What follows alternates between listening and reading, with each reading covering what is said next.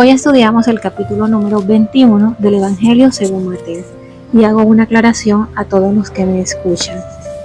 Estamos haciendo un plan de lectura de los evangelios desde la óptica hebrea, es decir, para una audiencia que lee lo que tú llamas como el Antiguo Testamento y que entiende y está buscando cómo Yeshua cumple la Torá y los profetas. Entonces, en este evangelio, este capítulo es uno de los capítulos claves de lo que tú llamas el Nuevo Testamento, porque tiene varios eventos significativos que son muy importantes para entender el mensaje de Yeshua y su relación con la Torá o con la tradición del momento. Vamos a hacer un resumen de los puntos más relevantes y cómo pueden ser explicados a una audiencia que tiene conocimiento hebreo, teniendo en cuenta el contexto cultural y religioso. El capítulo inicia con la entrada triunfal a Jerusalén. Yeshua entra a Jerusalén montado en un asno, lo que es el cumplimiento de la profecía de Zacarías 9, que describe que el rey viene en paz y no en guerra. Para una audiencia hebrea eso era significativo, porque muestra que Yeshua se representa como el Mesías esperado, pero que de alguna manera podría aparecer de forma inesperada, ya que el Mesías tradicionalmente se esperaba, ya te lo he explicado en otros videos, como un rey guerrero que iba a liberar a Israel de los opresores romanos. Entonces la profecía de Zacarías habla de la llegada de un rey justo y el hecho de que Yeshua entre a Jerusalén en un asno, en lugar de un caballo grande de guerra, que está destacando la humildad y la naturaleza pacífica de su reino, lo cual puede ser interpretado como una subversión a las expectativas del pueblo respecto al Mesías en esa época. Más adelante, en los versos del 12 al 17, Yeshua expulsa a los mercaderes y a los cambistas del templo y habla de que su casa sería llamada casa de oración, no cueva de ladrones. Entonces, este hecho fue un desafío directo a la corrupción que había en el momento, en la época del templo. Eso era una gran preocupación para todos. El templo en Jerusalén era un centro de adoración y muchos consideraban que era un espacio sagrado. Entonces Yeshua está protestando contra la profanación de ese lugar y contra aquellos que usaban el lugar para enriquecerse. Este acto no solamente refuerza la imagen de Yeshua como alguien que se opone a la corrupción y a la hipocresía, sino que él vino a darle orden a la Torá. En la Torá están especificadas cada una de las ofrendas y cómo se debía hacer. Por ende, esta corrupción que había en el momento no debía ser permitida y sin embargo se permitía. Más adelante nosotros vemos a Yeshua que maldice una higuera que no tiene frutos y la higuera se seca inmediatamente, y este acto es un significado simbólico porque está representando el juicio sobre la falta de fruto en la vida no solamente del pueblo de Israel sino de nosotros. Es decir, que la hipocresía de los líderes y la falta de la verdadera fe fueron cuestionados.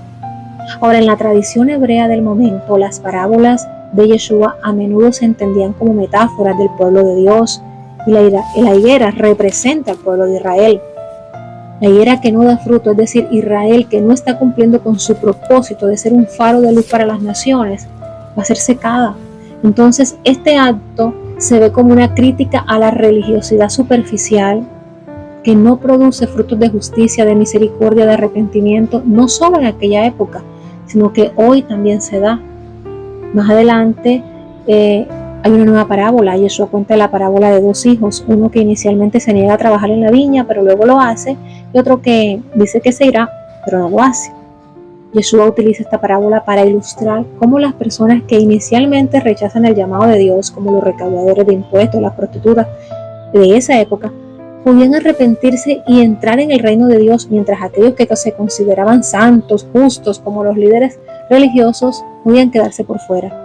Con esta parábola, Yeshua lo que está haciendo es nuevamente resonando con las críticas de los profetas, porque ellos hicieron críticas a la clase dirigente de Israel, que a menudo se jactaba de su obediencia a la Torá, pero no vivían conforme a ella.